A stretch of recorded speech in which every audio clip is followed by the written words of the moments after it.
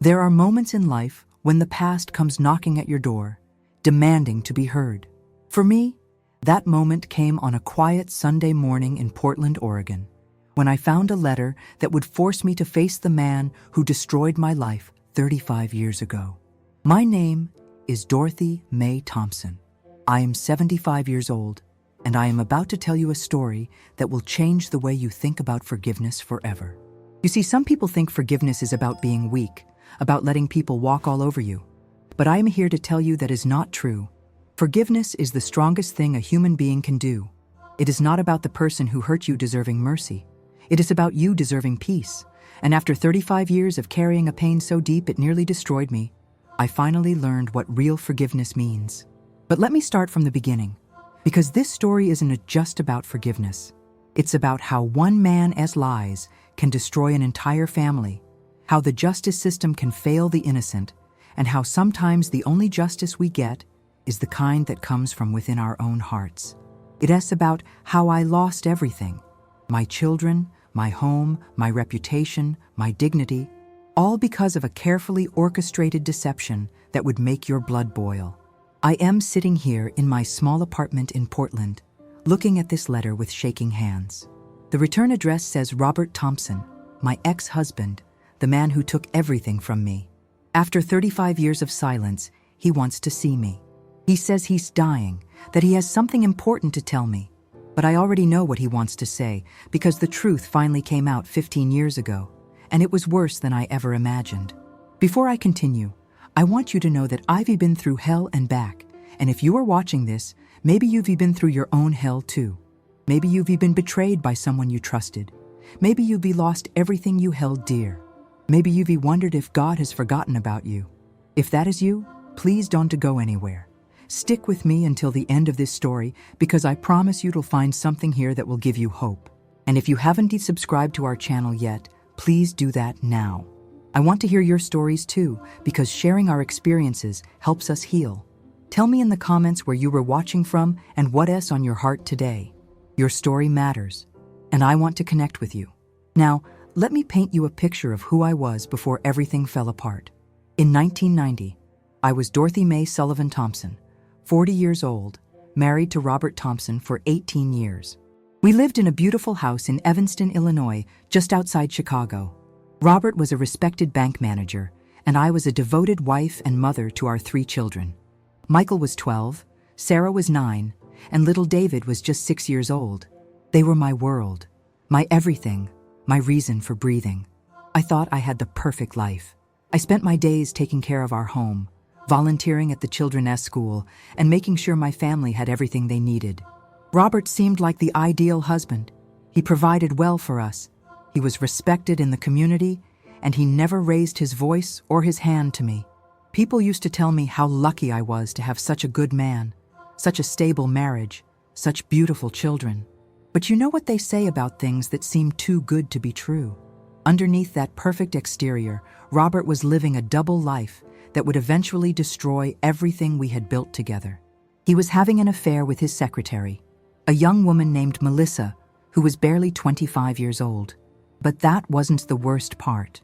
The worst part was what he was willing to do to hide his affair and get his hands on the inheritance money I had received from my parents. My parents had passed away in a car accident in 1988, and they left me a substantial inheritance, over $200,000, which was a lot of money back then. Robert had been pressuring me to put that money in a joint account, but something in my gut told me to keep it separate. Maybe it was divine intervention. Maybe it was just intuition. But I kept that money in an account with only my name on it. That decision saved my life later on, but it also sealed my fate in Robert's twisted plan. He couldn't access that money legally, so he decided to destroy me in a way that would give him control over everything. He spent months setting up an elaborate scheme to frame me for adultery, knowing that in those days, an unfaithful wife could lose everything in a divorce, including her children. The scheme was diabolical in its simplicity. Robert befriended our neighbor, Mr. Patterson, an elderly widower who lived alone next door. Patterson was struggling financially, and Robert offered him $5,000 to participate in his plan. All Patterson had to do was claim that I had been coming to his house for intimate visits while Robert was at work. But Robert didn't stop there. He hired a private investigator to take compromising photographs. The investigator would wait until I went to Patterson's house to bring him meals or help with household tasks, things I did out of Christian charity for an old man who had no one else. But in the photos, it looked like I was sneaking around, meeting a lover. The photos were carefully staged and doctored. They showed me entering and leaving Patterson's house at times when Robert claimed to be at work. They showed me looking around nervously, as if I was afraid of being caught. One photo even showed me hugging Patterson goodbye, but you couldn't see in the picture that I was consoling him because his late wife's birthday was coming up and he was crying. Robert also paid 2 other neighbors to lie about seeing me and Patterson together. Mrs. Henderson, who lived across the street, claimed she had seen us holding hands in his garden. Mr. Garcia, who lived down the block, said he had witnessed us kissing by Patterson's mailbox. These were complete fabrications, but Robert made sure these people were well compensated for their lies. The final piece of Robert's plan was the most cruel. He started planting seeds of doubt about my character with our children. He would make little comments about how I was spending too much time helping Patterson, how I seemed different lately, how I was keeping secrets from the family. He was poisoning their minds against me slowly, preparing them for what was to come. I had no idea any of this was happening. I was completely innocent, living my life as a faithful wife and devoted mother. I helped Mr. Patterson because he was a lonely old man who reminded me of my own father. I brought him casseroles, helped him with his grocery shopping, and listened to his stories about his late wife. It was just being a good neighbor, a good Christian woman. But Robert made it look like something sordid and shameful. He twisted my acts of kindness into evidence of betrayal. He turned my compassion into a weapon against me. And when he finally sprung his trap, I was completely unprepared for the devastation that was about to rain down on my life. It was a cold February morning in 1990 when Robert confronted me with his evidence. I was making breakfast for the children when he walked into the kitchen with a manila envelope in his hands. His face was a mask of cold fury, but I could see something else underneath, something that looked almost like satisfaction. "And we need to talk," he said, his voice deadly calm. The children were still upstairs getting ready for school, and I remember thinking how strange it was that he was home at this hour. He was always at the bank by 8:00 sharp. "What's wrong?" I asked, wiping my hands on my apron. My heart was already starting to race because something about his demeanor frightened me. He threw the envelope on the kitchen table and photographs spilled out. My own face stared back at me from those pictures, but the context made me look like a stranger. There I was, entering Patterson's house. There I was, hugging him. There I was, looking guilty and secretive. "How long has this been going on?" Robert demanded, his voice rising. I stared at the photos in complete shock. "What are you talking about? These are just pictures of me helping Mr. Patterson. He's an old man, Robert. He needs help with—" "Don't lie to me," he shouted, slamming his hand on the table. "I have witnesses, Dorothy. Mrs. Henderson saw you holding hands with him. Mr. Garcia saw you kissing him. How could you do this to our family?" The world started spinning around me. I felt like I was in a nightmare, like this couldn't possibly be happening. "Robert, you were being ridiculous. I've never done anything inappropriate with Mr. Patterson or anyone else. I love you. I love our children. I would never—" "The evidence is right there in front of you," he said, pointing at the photos. "I trusted you, Dorothy. I gave you everything, and this is how you repay me? By sneaking around with that old man while working to support this family?" I picked up the photos with trembling hands, trying to understand how my innocent acts of kindness had been twisted into something so ugly. "These pictures don't show what you think they show," I said desperately. "I was just helping him, Robert. You know what kind of person I am. You know I would never betray you." But Robert wasn't listening. He had already made up his mind, or rather, he had already decided to proceed with his plan. "I want you out of this house," he said coldly. "I want you away from my children. I want to have an adulteress living under my roof." "Your children?" I whispered, feeling the first real stab of terror. "Robert, they re our children. And I am not an adulteress. I am your wife. I am their mother. You can just—" "I can, and I will," he said. "I've already spoken to a lawyer. With this evidence, I'll get full custody. You'll be lucky if you ever see them again." That was when I heard footsteps on the stairs.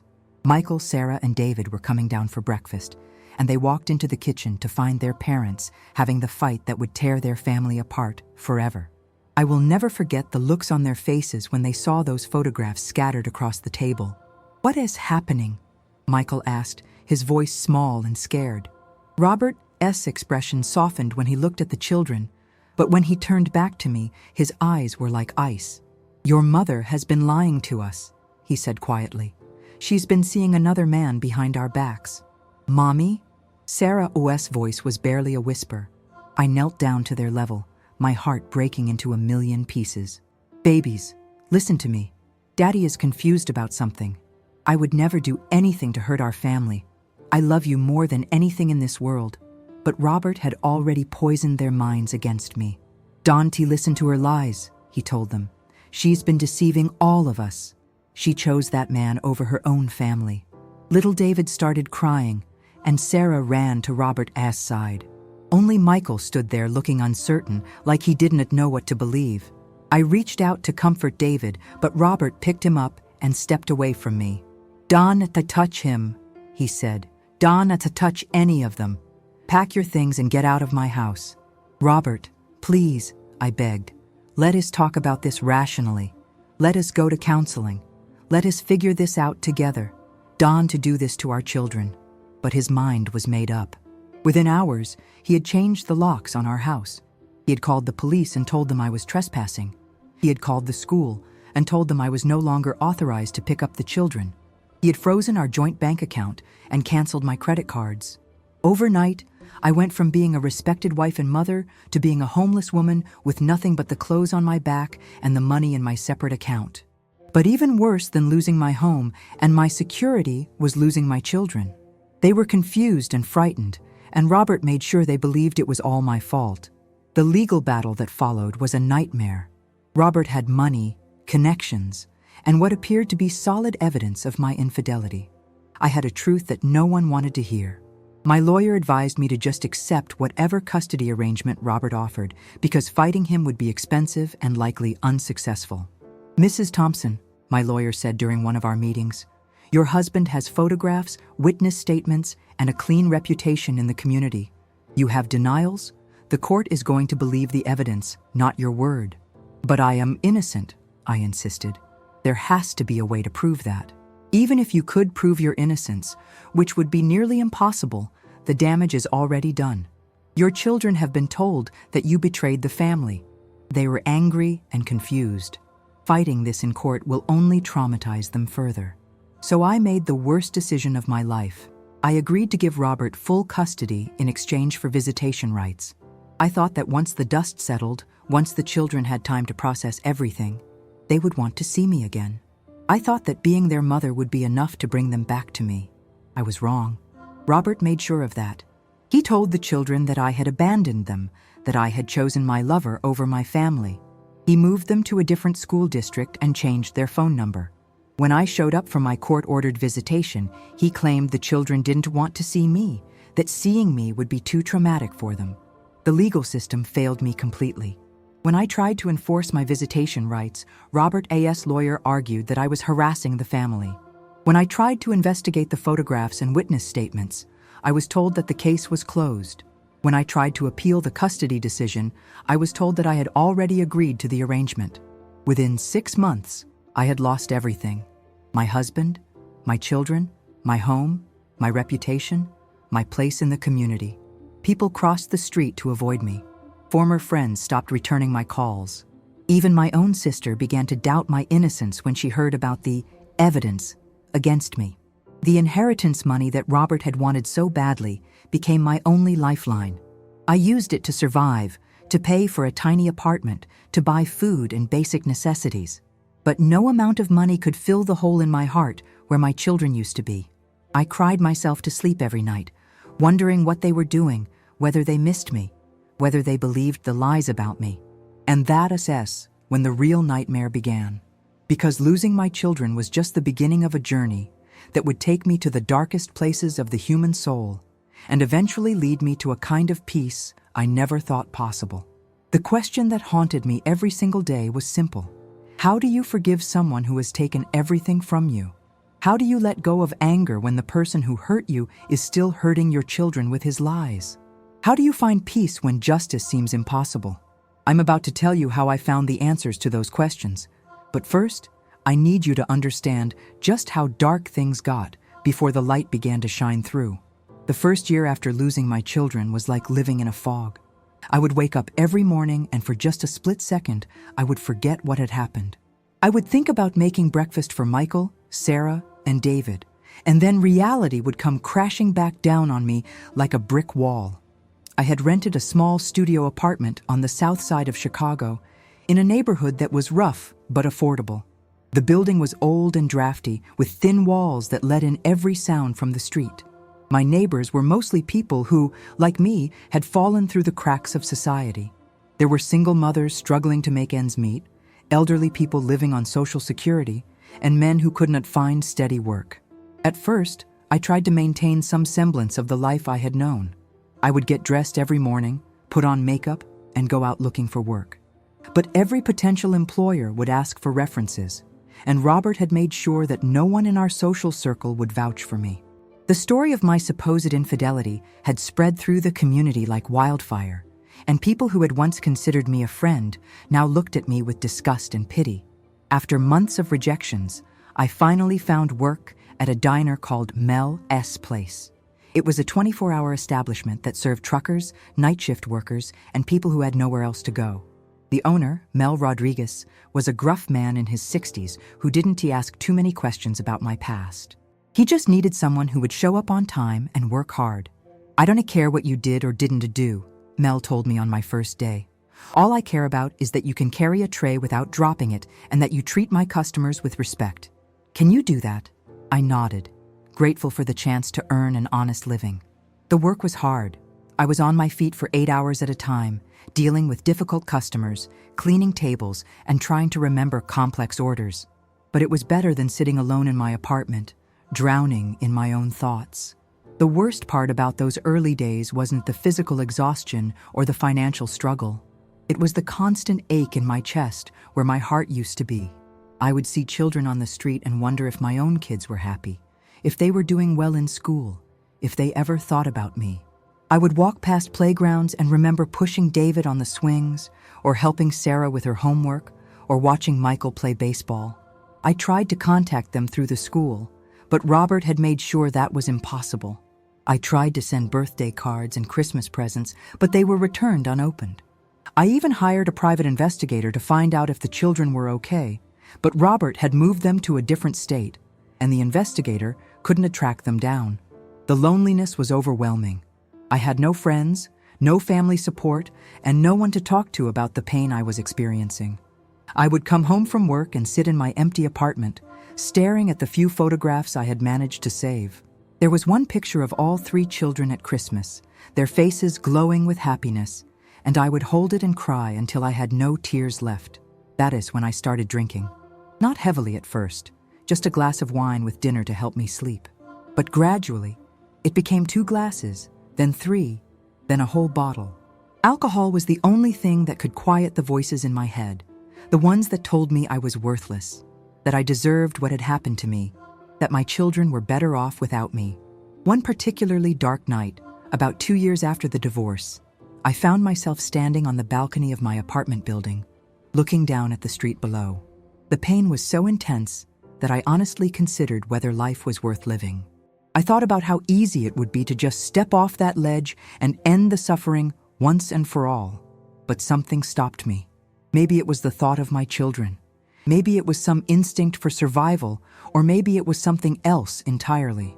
I stepped back from the edge and collapsed on my floor, sobbing uncontrollably. That S, when I realized I needed help. Real help, not the kind that comes from a bottle. The next morning, I walked into the community center down the street and asked if they had any support groups. The woman at the front desk, a kind-faced African-American lady named Beverly, looked at me with compassion. "Honey, what kind of support are you looking for?" she asked gently. "I don't know," I admitted. I need to talk to someone who understands what it's like to lose everything." Beverly smiled and handed me a flyer. "We have a group that meets on Tuesday nights. It is for people who are dealing with grief and loss. Why don't you come by next week?" That Tuesday night, I walked into a small room with folding chairs arranged in a circle. There were about 12 people there, all of them carrying their own stories of pain and loss. There was Maria, who had lost her husband in a construction accident. There was James, who had lost his job and his home in the same month. There was elderly Mrs. Chen, who had lost her son to cancer. When it was my turn to speak, I found myself telling these strangers about my children, about the false accusations, about the feeling of being completely alone in the world. I expected them to judge me, to question my story, to doubt my innocence. But instead, they listened with compassion and offered words of encouragement. "The hardest part isn't losing what you love," Maria said after I finished. "It is learning how to keep loving yourself when everything else is gone." That group became my lifeline. Every Tuesday night, I would sit in that circle and share my struggles, my fears, my small victories. Slowly, I began to realize that I was not alone in my pain. Everyone in that room had experienced loss, betrayal, and heartbreak. But they had also found ways to keep going, to find meaning in their suffering. It was Mrs. Chen who first talked to me about faith. She was a Buddhist, but she spoke about spirituality in a way that transcended religious boundaries. "When we lose everything external," she said one night, "we have to find something internal to hold on to." For me, that something is the belief that there is a purpose to our suffering, even when we can to see it. I had grown up going to church, but I had never really thought deeply about faith until that moment. After Robert destroyed my life, I had felt abandoned by God, forgotten by the universe. But listening to Mrs. Chen and the others in the group, I began to wonder if maybe there was something larger at work, something I couldn't understand yet. One day, while cleaning out donations at the community center, I found an old Bible tucked between some used books. It was worn and tattered, with highlighting and notes in the margins. I almost threw it away, but something made me flip through it instead. My eyes fell on a passage that made me stop breathing. "Weeping may endure for a night, but joy comes in the morning." I had been living in night for so long that I had forgotten morning was possible. But reading those words, I felt a tiny spark of hope flicker in my chest. Maybe, just maybe, there was a way out of this darkness. I started reading that Bible every night before bed. At first, it was just out of curiosity, but gradually, I found myself drawn to the stories of people who had suffered great injustices and still found ways to forgive, to love, to hope. I read about Job, who lost everything but never lost his faith. I read about Joseph, who was betrayed by his brothers but eventually forgave them. I read about Jesus, who was falsely accused and executed but asked God to forgive his accusers. The concept of forgiveness was foreign to me at that time. I was so consumed with anger and resentment that I couldn't imagine ever letting go of those feelings. Robert had destroyed my life, stolen my children, and ruined my reputation. Why should I forgive him? Why should he get to escape the consequences of his actions? But the more I read, the more I began to understand that forgiveness wasn't about Robert. It was about me. Carrying all that hatred and bitterness was like drinking poison and expecting the other person to die. It was killing me slowly, eating away at my soul and preventing me from healing. I started attending a small church near my apartment. It wasn't anything fancy, just a storefront with folding chairs and a makeshift altar. The pastor, Reverend Williams, was a young man with kind eyes and a gentle manner. He preached about love, forgiveness, and redemption in a way that spoke directly to my wounded heart. After one particularly moving service about forgiveness, I approached Reverend Williams and asked if we could talk privately. We sat in his small office, surrounded by boxes of donated clothes and canned goods, and I told him my story. "I want to forgive," I said, tears streaming down my face. "I know it's what I'm supposed to do, but I don't know how. The anger is so deep, so much a part of me now. How do I let go of something that has defined me for so long?" Reverend Williams leaned back in his chair and thought for a moment. "Forgiveness isn't a feeling, Dorothy," he said finally. "It is a choice. You don't have to feel forgiving to choose to forgive, and you don't have to do it all at once. Forgiveness is a process, sometimes a very long process." "But what if he doesn't deserve forgiveness?" I asked. What if he never apologizes, never shows remorse? Forgiveness isn't about what the other person deserves, Reverend Williams said gently. It's about what you deserve. You deserve peace, Dorothy. You deserve to be free from the prison of your own anger. That is what forgiveness can give you. Not a gift to Robert, but a gift to yourself. Those words planted a seed in my heart, but it would take years for that seed to grow into something real. In the meantime, I focused on rebuilding my life one day at a time. I got a better job at a small accounting firm, where my attention to detail and reliability were valued. I moved to a nicer apartment, one with actual walls between the rooms and windows that let in natural light. But the biggest change was in my relationship with faith. I joined the church choir, even though my voice was nothing special. I volunteered at the food bank, helping to distribute meals to people who were struggling even more than I was. I participated in Bible study groups, where I learned to dig deeper into the scriptures and find personal meaning in ancient stories. Through all of this, I never stopped thinking about my children. I would pray for them every night, asking God to keep them safe and healthy. I would imagine what they looked like as they grew older, what their voices sounded like, what their dreams and fears were.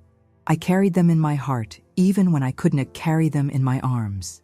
The years passed slowly. I celebrated birthdays alone, spent holidays by myself, and watched other families with a mixture of longing and genuine happiness for their joy. I learned to find contentment in small things: a beautiful sunset, a good book, a conversation with a friend at church. I was not happy exactly, but I was no longer actively miserable. And then, 10 years after the divorce, something unexpected happened. I was working late at the accounting firm when the phone rang. It was Michael, my oldest son, now 22 years old and living in Denver.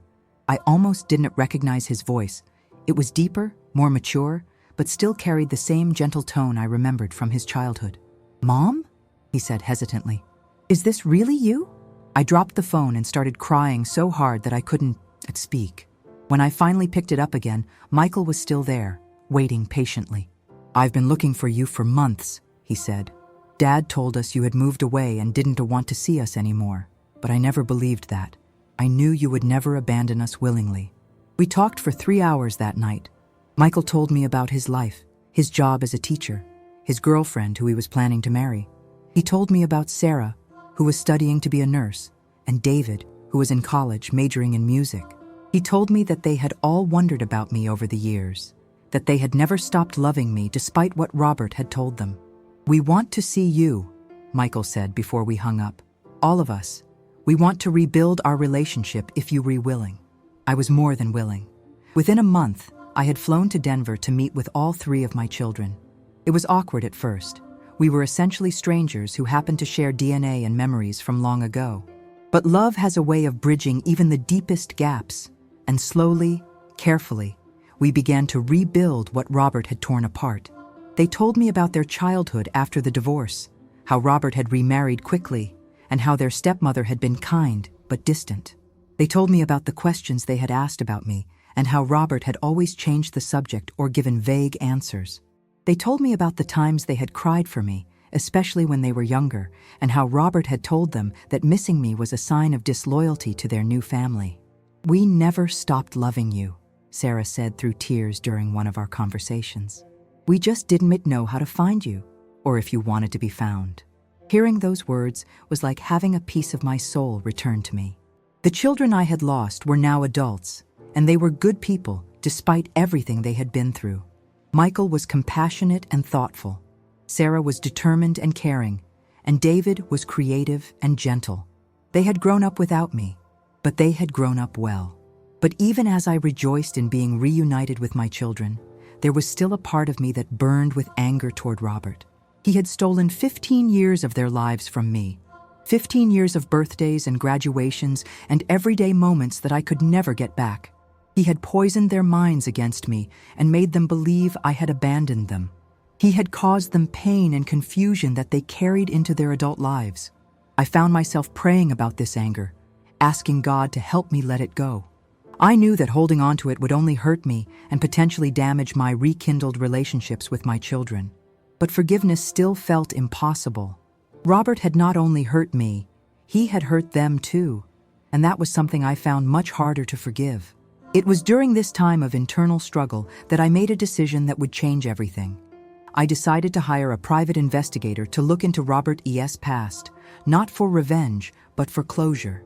I needed to understand why he had done what he did, what had driven him to such extremes. What the investigator discovered was worse than I had ever imagined. Robert hadn't just been having an affair.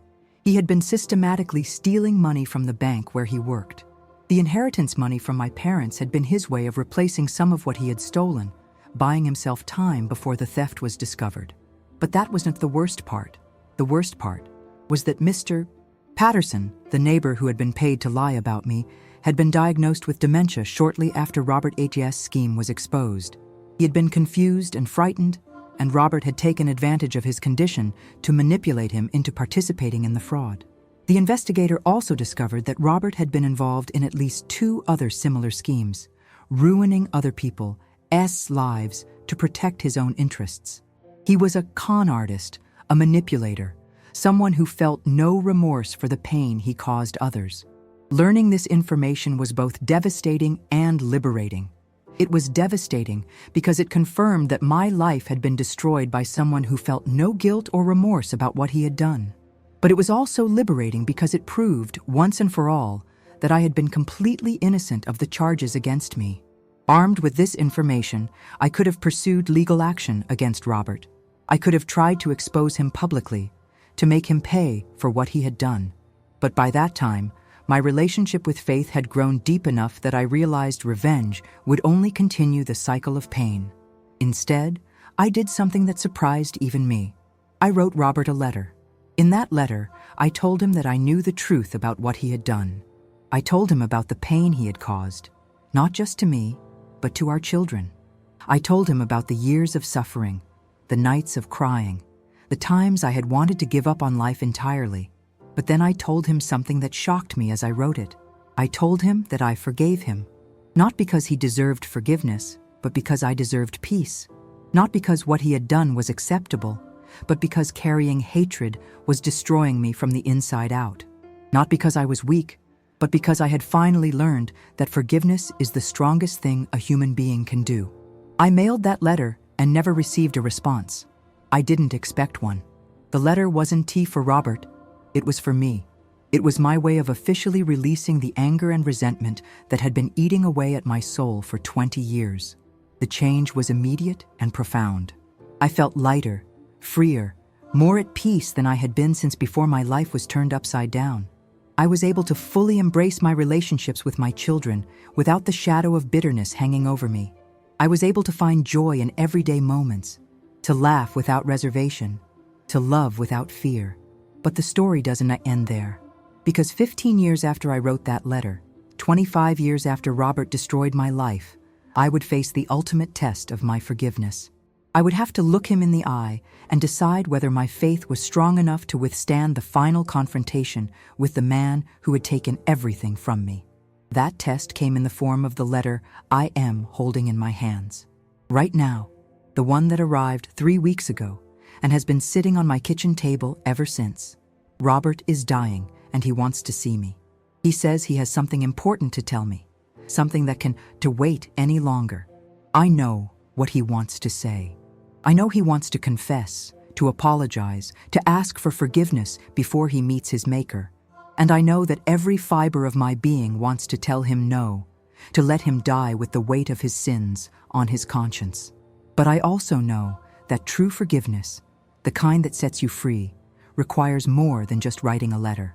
It requires looking into the eyes of the person who hurt you and choosing love over hatred, mercy over justice, peace over revenge.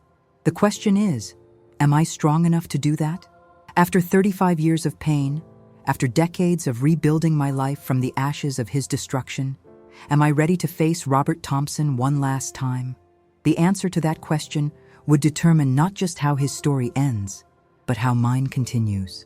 I spent 3 weeks staring at that letter, reading it over and over again until the words were burned into my memory. Robert's handwriting was shaky now, nothing like the confident script I remembered from our marriage. The paper was expensive, probably hospital stationery, but it couldn't hide the desperation in his words. "Dorothy," it began, "I know I have no right to ask anything of you after what I've done. I know you probably never want to see me again, and I wouldn't to blame you. But I am dying, and there are things I need to say before I go, things that can't wait any longer. If you can find it in your heart to give me just 1 hour of your time, I'll be at Portland General Hospital, room 312. I understand if you can plot, but I had to ask." Robert. Portland General Hospital. He was here, in my city, probably had been for weeks or maybe months. The thought of him being so close made my skin crawl, but it also filled me with a strange sense of inevitability. After 35 years of running from this confrontation, it had finally caught up with me. I called in sick to work that Friday morning and spent the day walking around the city, trying to decide what to do. I found myself at the waterfront, looking out at the Willamette River, watching the boats drift by. There were families there, parents with their children, and I thought about my own kids, now adults with families of their own. Michael had married his college sweetheart and had twin boys who called me Grandma Dorothy. Sarah had become a pediatric nurse and was engaged to a wonderful man who treated her like a queen. David was a music teacher and had just released his first album of original songs. They had all turned out to be amazing people despite the trauma of their childhood, and I was so proud of them. But there was still a part of their story that remained unfinished. They knew the truth about what their father had done, but they had never gotten closure with him. Over the years, they had each, in their own way, asked me about forgiveness. They had seen how faith had transformed my life, and they wanted to understand how I had found peace. "How do you forgive someone who never apologizes?" Sarah had asked me during one of our phone conversations. "How do you let go of anger when the person who hurt you shows no remorse?" I had given her the answers I had learned from Reverend Williams, from my Bible study, from years of prayer and reflection. But now I realized that my forgiveness had been theoretical, incomplete. I had forgiven Robert in my heart and in a letter, but I had never had to look him in the eye and choose forgiveness in the moment when it mattered most. That evening, I sat in my small living room with a cup of tea and my worn Bible. I opened it to Matthew chapter 18, verse 21, where Peter asks Jesus how many times he should forgive someone who sins against him. Jesus tells him not 7 times, but 77 times. The message was clear. Forgiveness isn't a one-time event. It is a continuous choice. I prayed for hours that night, asking God for the strength to face Robert, for the wisdom to know what to say, for the grace to respond with love instead of hatred. I asked for protection for my heart, for my spirit, for my hard-won peace, and I asked for the courage to do what I knew I needed to do. The next morning, I put on my best dress, a simple blue one that my daughter Sarah had bought me for my birthday. I did my hair and put on a little makeup, not because I wanted to look good for Robert, but because I wanted to feel strong and dignified. I was no longer the broken woman who had fled Chicago 25 years ago. I was Dorothy Mae Thompson, a woman of faith, a survivor, a mother, a grandmother. I was someone who had been through hell and come out the other side with her soul intact. The drive to Portland General Hospital took 20 minutes, but it felt like 20 hours. My hands were shaking as I gripped the steering wheel, and my heart was pounding so hard I thought it might burst. I had to pull over twice just to catch my breath and remind myself that I was doing this by choice, that I could turn around at any moment. But I didn't turn around. I parked in the hospital garage and walked through the sliding glass doors into the sterile, fluorescent-lit lobby. The smell of disinfectant and floor wax brought back memories of visiting my own parents during their final illnesses, and I felt a wave of sadness wash over me. The elevator ride to the 3rd floor was silent, except for the mechanical hum of the machinery. When the doors opened, I stepped out into a hallway lined with rooms full of people who were fighting their own battles with mortality. Room 312 was at the end of the corridor, and with each step I took toward it, I felt the weight of 35 years of history pressing down on my shoulders. I stood outside his door for a full 5 minutes, listening to the sounds of machines beeping and air being pumped through ventilators. Through the small window in the door, I could see a figure lying in the bed. But from that angle, I couldn't tell if it was really Robert or just another sick old man. Finally, I knocked softly and pushed the door open. The man in the bed turned his head toward me, and I found myself looking into the eyes of the person who had destroyed my life. But the Robert Thompson lying in that hospital bed was nothing like the man I remembered. He was thin and frail, his skin pale and drawn, his once thick hair now completely gone. Cancer had reduced him to a shadow of his former self. "Dorothy," he said, his voice barely above a whisper. "You came." I stood frozen in the doorway, not sure whether to run or stay. Every instinct in my body was screaming at me to leave, to let him die alone with his guilt. But something deeper, something that had been growing in me for decades, kept my feet planted on the floor. "Yes," I said simply. "I came." I pulled a chair close to his bed and sat down, my hands folded in my lap. We looked at each other in silence for a long moment, two people who had once shared a life, a home, children, dreams.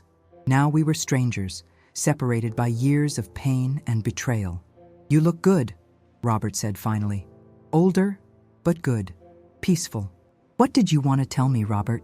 I asked, cutting through the small talk. "What is so important that it couldn't to wait?" He closed his eyes and took a shaky breath. When he opened them again, they were filled with tears. "I wanted to tell you the truth, all of it, and I wanted to ask for your forgiveness, though I know I don't deserve it." "I already know the truth," I said quietly. "I hired an investigator years ago.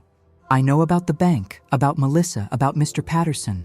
I know about the other families you destroyed. I know it all." Robert's face crumpled, and he began to cry. It was painful to watch, this once proud man reduced to tears and regret. "Then you know what a monster I am," he said between sobs. "You know that I destroyed the best thing that ever happened to me for money and pride." "Why?" I asked, the question that had haunted me for decades finally finding its voice. "And why did you do it, Robert? We had a good life. We were happy. Why did you throw it all away?" He was quiet for a long time, gathering his thoughts. "I don't know if I can explain it in a way that makes sense," he said finally. "I was stealing from the bank because I was gambling. I had gotten in deep with some dangerous people, and I needed money fast. When your parents died and left you that inheritance, I saw it as my way out." "But I would have helped you," I said, my voice breaking. "If you had just told me the truth, if you had asked for help, we could have worked something out. We could have gotten you help for the gambling." "I know," he said, his voice thick with regret. "But I was too proud, too ashamed. I thought I could handle it myself, that I could take your money and put it back before you noticed. But then the bank started asking questions, and I knew I was going to be caught. So I came up with the plan to discredit you, to make it look like you were the one who was unstable, unreliable." "And our children?" I asked, my voice barely controlled. "What about what you did to them?" Robert was crying intensified. "That was the worst part," he said. "I told myself I was protecting them, that they were better off without a mother who might be involved in my mess. But the truth is, I was just protecting myself.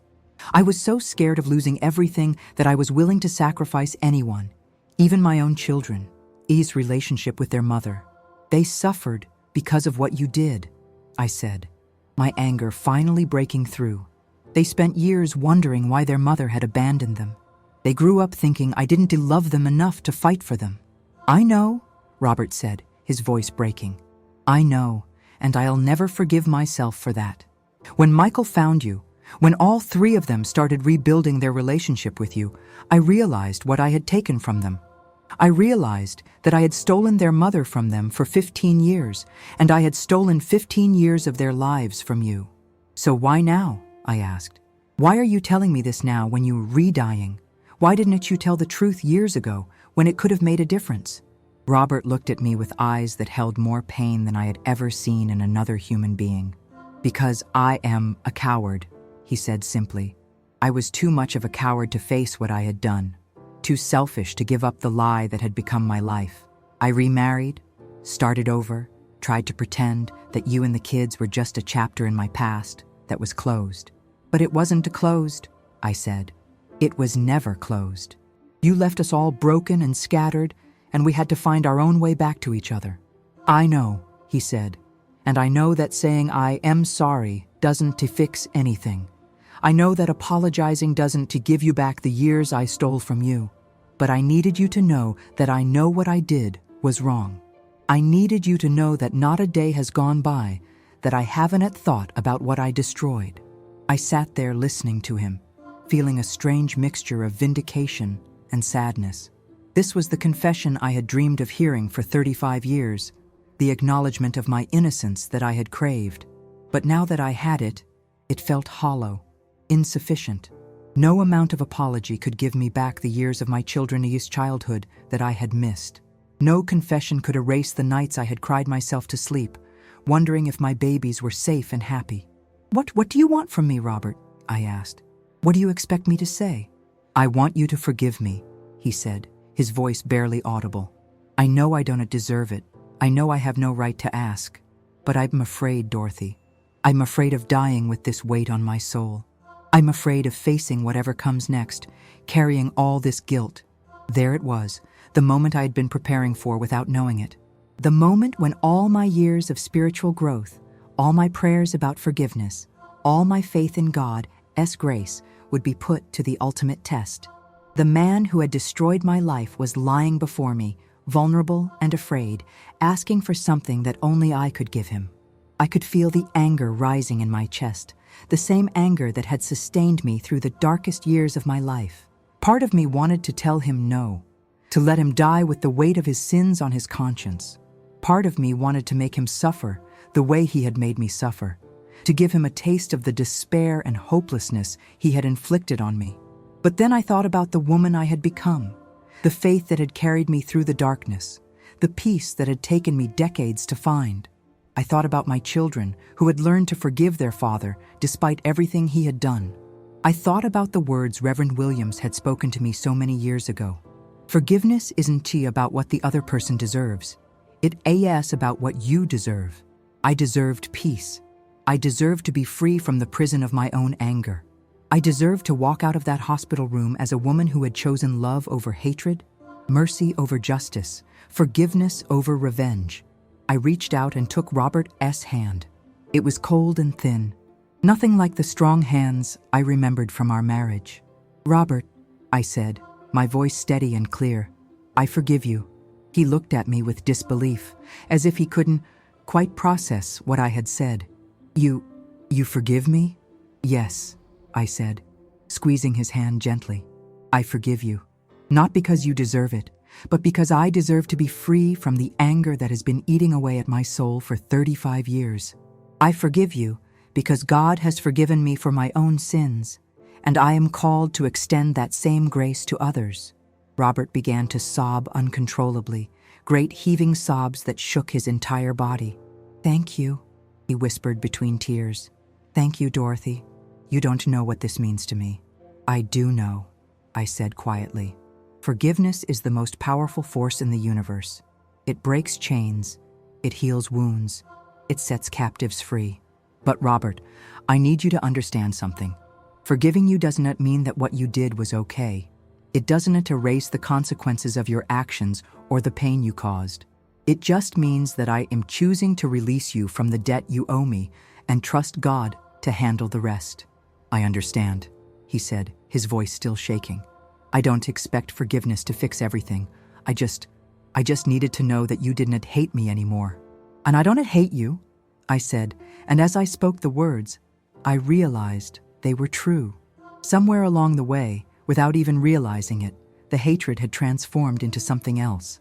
Not love, but a kind of sad compassion for a man who had made terrible choices and had to live with the consequences.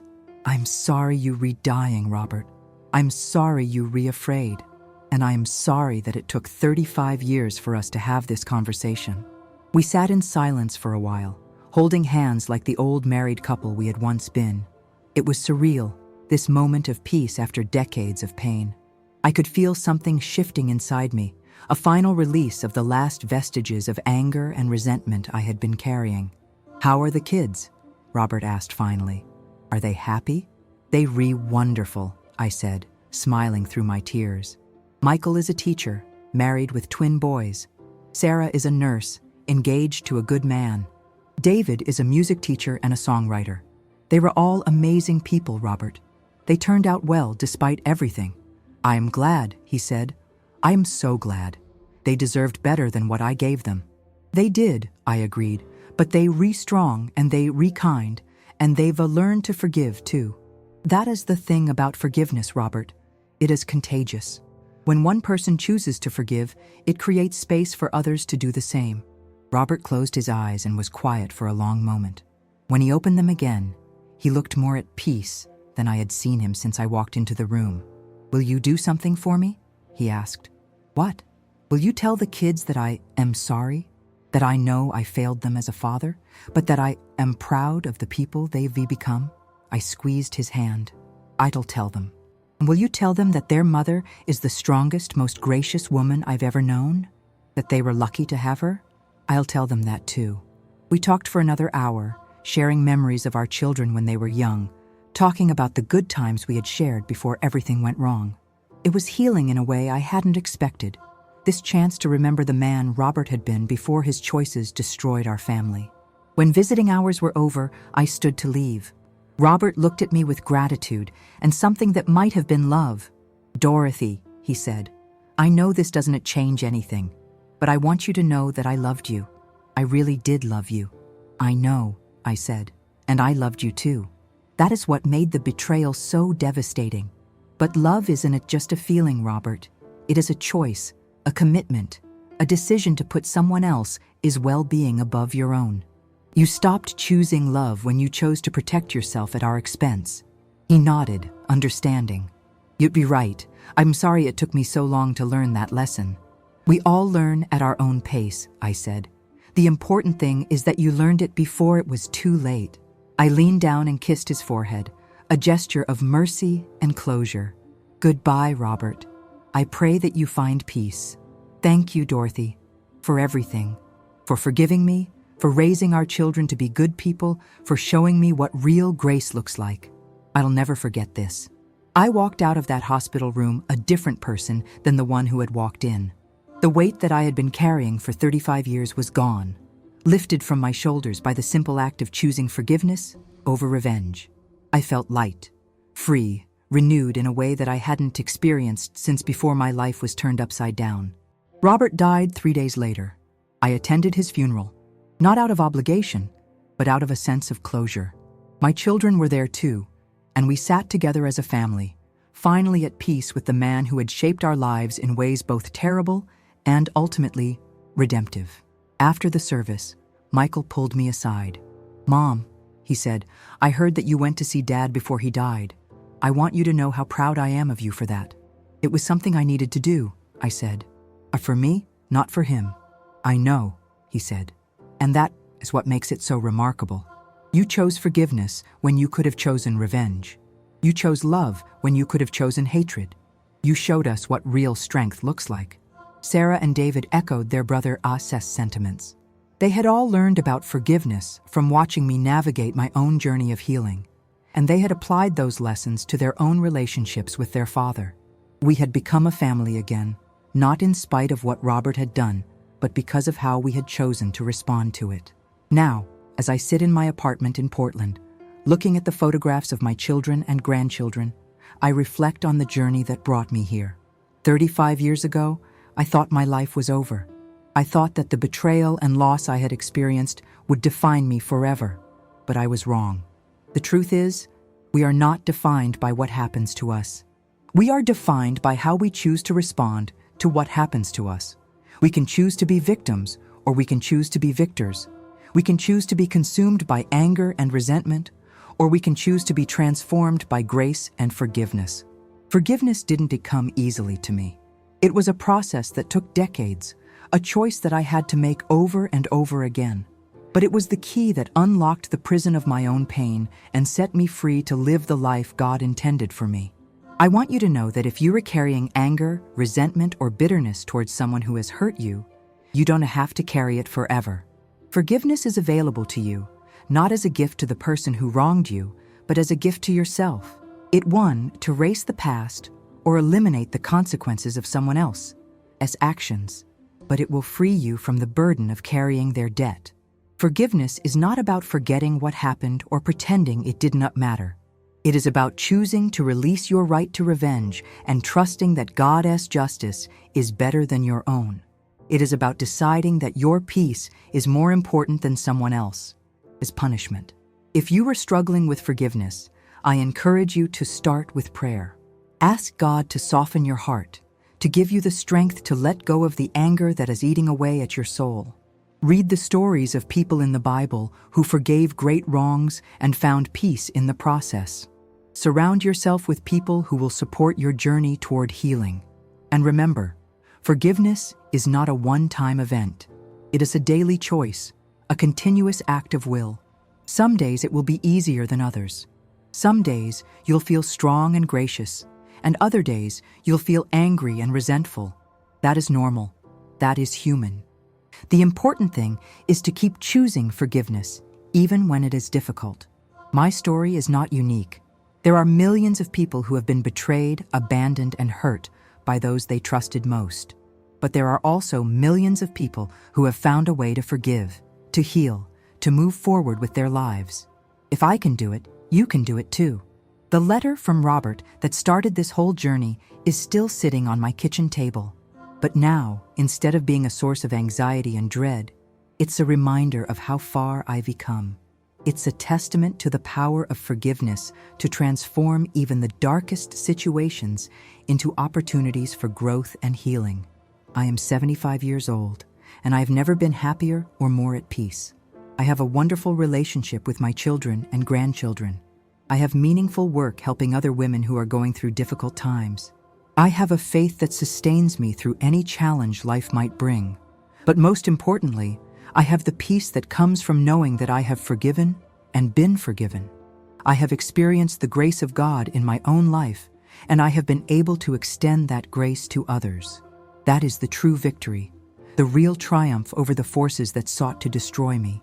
So if you are watching this and wondering if your story can have a happy ending, I'm here to tell you that it can. If you are struggling with forgiveness and wondering if it is possible, I am here to tell you that it is. If you are carrying pain and wondering if healing is available, I am here to tell you that it is. God specializes in taking broken things and making them beautiful. He specializes in taking painful experiences and turning them into sources of strength and wisdom.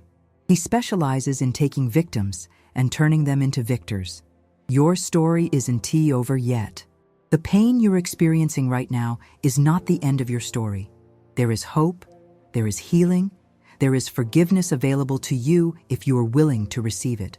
I pray that my story has encouraged you, that it has given you hope for your own journey of healing.